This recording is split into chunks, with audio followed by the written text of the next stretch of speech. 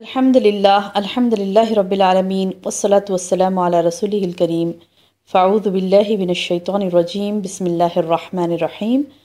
سامعات السلام علیکم ورحمۃ اللہ وبرکاتہ۔ سیرت النبی کے پچھلے درس میں ہم نے دیکھا تھا کہ اللہ کے رسول صلی اللہ علیہ وسلم آسمان پر تشریف لے گئے، ساتوں آسمان کو پار کرنے کے بعد عرش الہی کے قریب پہنچے اور وہاں پر اللہ کے رسول صلی اللہ علیہ وسلم کو نمازوں کا تحفہ ملا۔ جب وحی ہوئی تو اس وحی میں اللہ سبحانہ وتعالیٰ نے آپ پر اور آپ کی امت پر دن رات میں 50 وقت کی نمازیں فرض کی، 50 پھر کیا ہوا کہ آپ موسیٰ علیہ السلام کے قریب سے گزرے، وہ تحفہ لے کر آپ جا رہے تھے تو موسیٰ علیہ السلام کے پاس سے گزرے تو انہوں نے سوال کیا کہ اے محمد، آپ کے رب نے آپ کو کس بات کا حکم دیا؟ تو آپ صلی اللہ علیہ وسلم نے فرمایا 50 نمازوں کا۔ انہوں نے کہا آپ کی امت اس کی طاقت نہیں رکھتی، اپنے رب کے پاس واپس جائیے اور اس سے رب تعالیٰ سے تخفیف کا سوال کیجیے، یعنی کچھ کم کر دو بولیے۔ پھر آپ نے جبریل علیہ السلام کی طرف ایک سوالیہ نظروں سے دیکھا تو جبریل علیہ السلام نے اشارہ کیا کہ ہاں اگر آپ چاہیں تو جا سکتے ہیں۔ چنانچہ آپ پھر واپس لوٹے، آپ نے اللہ تعالیٰ نے 10 نمازیں کم کر دی۔ پھر کیا ہوئی، کتنی ہوئی؟ 40۔ پھر موسیٰ علیہ السلام موسیٰ علیہ السلام کے پاس سے گزرے 40 نمازیں لے کر، تو انہوں نے پھر پوچھا تو آپ نے بتایا، تو پھر موسیٰ علیہ السلام نے کہا کہ دوبارہ جائیے اور تخفیف کا سوال کیجیے۔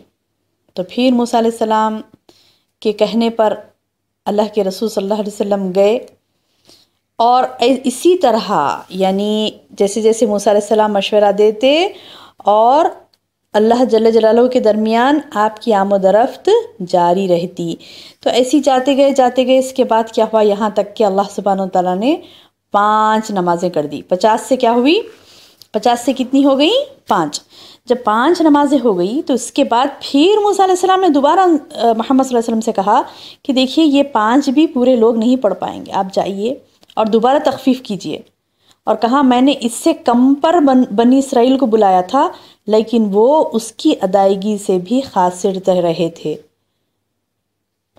اور انہوں نے چھوڑ دیا تھا، یعنی ان کو بنو اسرائیل جو تھی قوم، تو اس کی یعنی ان کے اوپر جو نماز فرض ہوئی تھی 5 سے بھی کم تھی، تو ان کو وہ بھی بار گزرتی تھی تو وہ لوگ نہیں پڑھتے تھے۔ تو موسیٰ علیہ السلام کو اس چیز کا ایکسپیرینس تھا، اسی لیے موسیٰ علیہ السلام نے کہا کہ جاؤ اور تخفیف کرا لو۔ اس کے بعد جب 5 پر آنے کے بعد بھی موسیٰ علیہ السلام نے کہا کہ نہیں اس سے بھی تخفیف کرا لیجئے، تو نبی صلی اللہ علیہ وسلم نے کیا فرمایا، اب مجھے اپنے رب سے شرم آ رہی ہے، میں اسی پر راضی ہوں اور سر تسلیم خم کرتا ہوں۔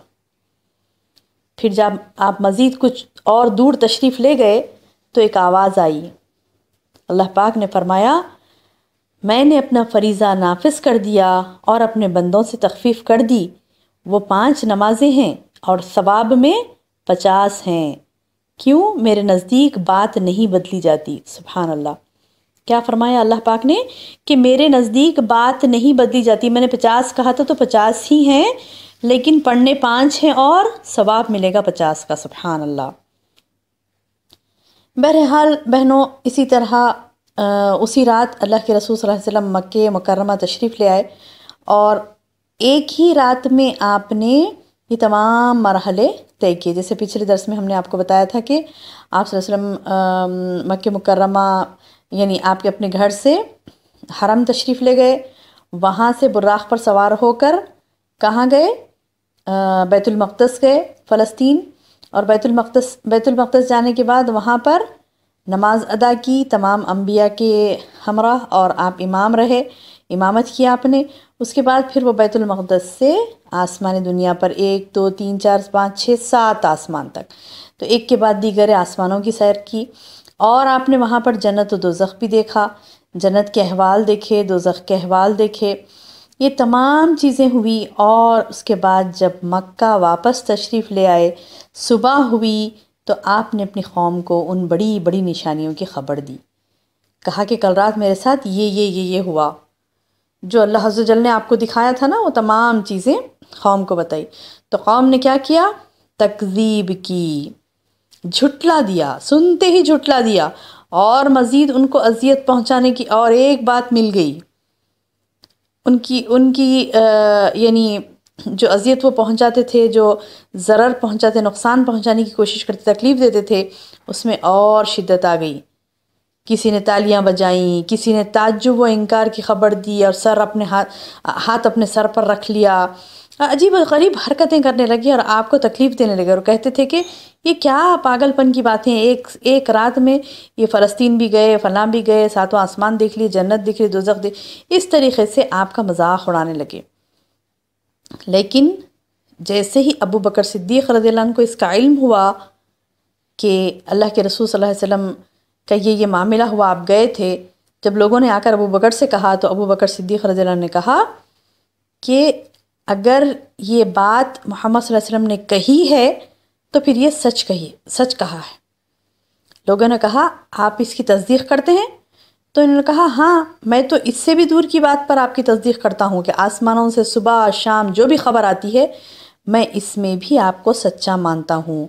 یعنی جب آسمانوں سے صبح شام یعنی پہ در پہ خبریں آتی ہیں، آیتیں نازل ہوتی ہیں، وحی آتی ہے، تو جب ہم اس کی تصدیق کرتے ہیں تو اس بات کی تصدیق کیوں نہ کریں؟ بالکل میں تصدیق کرتا ہوں۔ جب جیسے ہی ابو بکر صدیق رضی اللہ عنہ پہلے واحد شخص تھے جنہوں نے تصدیق کی اور کہا کہ جو بھی میرے نبی نے کہا وہ 100% صحیح ہے، تصدیق کر دی اس چیز کی، تو اسی لیے ابو بکر رضی اللہ عنہ کا نام صدیق پڑا، آپ کا لقب صدیق پڑا۔ ہم کہہ دیں نا ابو بکر صدیق رضی اللہ عنہ، تو صدیق آپ کا لقب ہے، یعنی سچا، صدیق سچا۔ ابو بکر آپ کا نام ہے، صدیق آپ کا لقب پڑا اسی وقت، اللہ کے رسول صلی اللہ علیہ وسلم نے صدیق کا لقب دیا۔ کیوں؟ کیونکہ آپ نے تصدیق کی، سچ کہا کہ نہیں، اللہ کے رسول صلی اللہ علیہ وسلم نے جو بھی کہا وہ سچ ہے۔ پھر کفار نے اٹھ کر آپ کا امتحان لیا، پوچھا کہ آپ بیت المقدس کے اوصاف بیان کریں۔ آپ کہہ رہے ہیں نا کہ آپ ٹھیک ہے، آپ دیکھیں بیت المقدس آپ نے دیکھا، تو بتائیے وہ کیسا تھا۔ تو محمد صلی اللہ علیہ وسلم نے اس سے پہلے بیت المقدس نہیں دیکھا تھا اور نہ ہی اس رات اس کی نشانیاں یاد کی تھیں۔ دیکھیے، ایک مرتبہ میں دیکھنے میں ہر چیز تو ہر کسی کو یاد نہیں ہو جاتی، لیکن جیسے کفار و مشرکین نے سوال کیا تو اللہ تعالیٰ نے اسے آپ کے لیے روشن کر دیا اور آپ اس کی نشانیاں بتاتے چلے گئے۔ آپ نے ایک ایک دروازہ، ایک ایک جگہ بتلائی، اور پھر آپ کی کوئی تردید نہیں کر سکے، آپ کو رد نہیں کر سکے، بلکہ یہ کہا کہ جہاں تک اوصاف کا تعلق ہے یہ تو آپ نے بالکل ٹھیک بیان کیے۔ پھر انہوں نے اپنے قافلے کے متعلق سوال کیا، ایک قافلہ جو ان کا ملک شام سے آ رہا تھا، تو محمد صلی اللہ علیہ وسلم نے اس قافلے کے اونٹوں کی تعداد، قافلے کے احوال، اس کے پہنچنے کا وقت، اور جو اونٹ آگے آ رہا ہے اس کی خبر، سب چیزوں کی خبر دی۔ جیسے آپ نے بتلا دیا تھا ویسے ہی ہوا، لیکن ان ظالموں نے کفر ہی کیا، نعوذ باللہ من ذالک۔ اتنا سب کچھ بولنے کے باوجود، یعنی راستے میں ہم سفر کیے نا اللہ کے رسول صلی اللہ علیہ وسلم مکہ مکرمہ سے فلسطین کا، تو وہاں سے وہاں تک جانے میں قافلہ بھی آ رہا تھا، وہ فلاں ایسا تھا، ایسا سب بتائے، لیکن اس کے باوجود، اور انہوں نے جو بھی بتایا نا اللہ کے رسول صلی اللہ علیہ وسلم نے، تو بعد میں اس کی تحقیق کی، جب سے قافلہ آنے کے بعد انہوں نے کہا کہ یہ اونٹ سامنے چل رہا تھا، فلاں جگہ سے تم لوگ آئے، فلاں اتنے اونٹ ہیں تمہارے پاس، وہ تمام گن لیے، سب چیز دیکھ لیے، لیکن اس کے باوجود پھر انہوں نے کیا کیا۔ بہرحال اللہ سبحانہ و تعالیٰ جس کو چاہتے ہیں اس کو ہدایت دیتے ہیں، اور وہ بندہ اگر چاہتا ہے کہ وہ ہدایت کی راہ پر آئے تو اللہ سبحانہ و تعالیٰ اسی کو گائیڈ کرتے ہیں۔ تو بہرحال حضرت جبریل علیہ السلام آپ صلی اللہ علیہ وسلم کو 5 نمازوں کی کیفیت، اس کے اوقات، تمام چیزیں سکھلائے۔ اس سے پہلے کیا تھا؟ صرف 2 رکعت نماز تھے، صبح و شام، 2 رکعت صبح اور 2 رکعت شام، یہی نمازیں تھیں۔ اس کے بعد اللہ کے رسول صلی اللہ علیہ وسلم پر یہ فرض ہوا کہ 5 وقت کی نمازیں، اور یہ 5 وقت کی نمازیں آپ صلی اللہ علیہ وسلم پر اور ساری امت پر فرض ہوئی۔ تو اللہ تعالیٰ سے دعا ہے کہ اللہ تعالیٰ ہمیں اس تحفے کا بہترین استعمال کرنے والا بنائے، اس تحفے کو جو اللہ پاک نے نبی صلی اللہ علیہ وسلم کو دیا تھا اور ان کے ذریعے سے ساری امت کو بھی یہ تحفہ ملا۔